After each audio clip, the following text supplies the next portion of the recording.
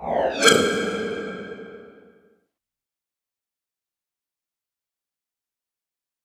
morning, folks. My name is Manny, and this is my story, for real. What's up out there? My name is Ernest, and this is my story, for real. It's Michael, and this is my story for real.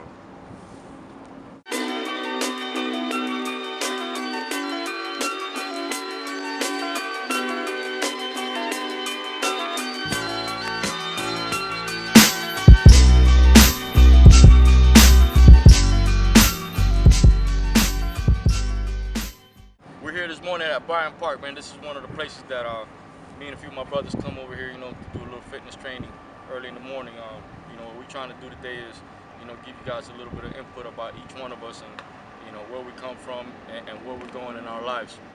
Come out here, and have peace, and serenity in life, man. That our lives don't have to be full of drama, chaos, and so forth. I get a spiritual connection, in moments like this, whether, I'm just, sitting alone or, just in my studio, doing some of my canvas work.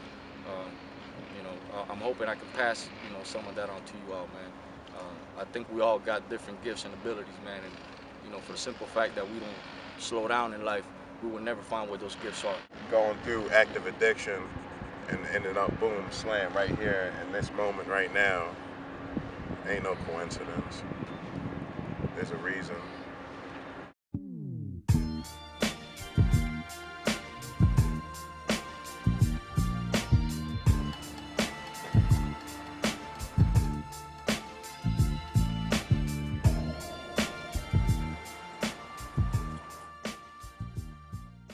This is one of the many places I visit, occasionally come and play handball. I'm here today to shoot this documentary to tell you guys a little bit about me and where I come from and what are my thoughts on, a few things that are going on in my life right now. I was born in Cuba, but you might as well have said, that I should have been born in Missouri, the show me state. As a young man, you could never tell me nothing, you had to show me. And even then, I might not still do some of the things that I was told to do. Some of these pictures are my family history, man. This particular picture stands out because, this is this is my father in Cuba. He must have been like 21 years old, and you know, needless to say, he's been a great dad. I love him to death. But our history is our history. Alcoholism. It's a big part of our genetic lines. From my grandfather, to my father, to me. This is how I was brought up. As a young man in Cuba. Growing up in Cuba, I remember visiting my dad in prison, and then my dad telling me how his dad also went to prison. By the time I was 10 years old, I was already drinking. By the time I was 11, I was already smoking marijuana. And by the time I was 13, I was already doing cocaine. This is part of my story.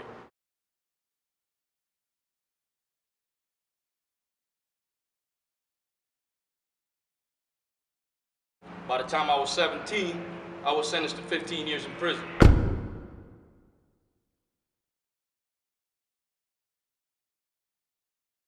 I landed in a pretty bad place. It's a place where it's dark and it's cold. Not just in the sense of the physical form, but in the spiritual sense. I went to prison. I was sentenced here in Palm Beach County and in Broward County. To multiple sentences. As a result of that, I did a total of 11 and a half years in prison. During that period of time in my life, I learned how to sit still, and it wasn't by will that I sat still. I had no choice. During this time, I remember, sitting down occasionally, and I started drawing, and it was during those moments where I felt like I was free. So as crazy as it seems, and as hard as it may sound, how do you explain that somebody that's behind a fence, that's getting counted 4 times a day, that's being told when to go eat, when to wake up, etc., can actually feel free? On this particular picture, I'm holding a young man's hand. His name is Jaime Silva. this young man caught himself in a situation in life that he never thought that he was gonna, be on. And at this moment in my life, I was at Glades Correctional Facility, a maximum security prison here in Belle Glades, Florida, Palm Beach County. This young man is serving a life sentence for one simple mistake. And he explained, what happened in this case. And the actual person, who did the offense of murder, was his co-defendant. And because of his co-defendant testifying against him, his co-defendant, I think, got like 7 or 8 years. And he wasn't even aware what took place till after the fact. They went to go do a burglary. And during the burglary, they went into separate rooms. And the room where his co-defendant went to, there was an old lady sleeping. And the old lady woke up, and his co-defendant suffocated the lady to death. He was in another room, not even aware of what was going on. And they left, and his co-defendant never told them. A few days later, they were arrested. And Silva's, is a magnificent young man. One honest mistake cost him his life.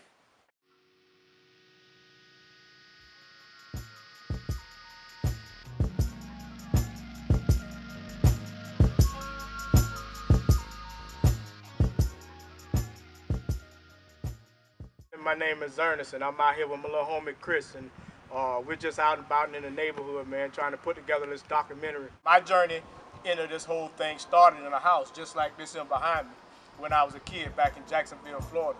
And in that house, I grew up around a lot of drugs, alcohol, violence, and I believe that it was in that house that a lot of my attitudes and behaviors were shaped. I learned at a very young age to mash my feelings.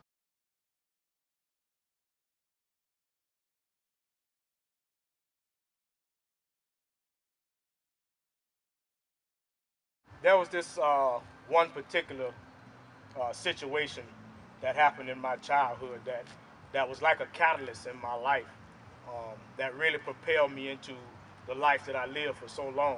About 14 years old when my mom went to prison. She was in a car accident, and she went to prison for vehicle manslaughter because somebody in the car died when she got in a wreck. And I can remember that, being left alone, me and my 2 brothers, and me being the oldest child, I had to grow up real quick.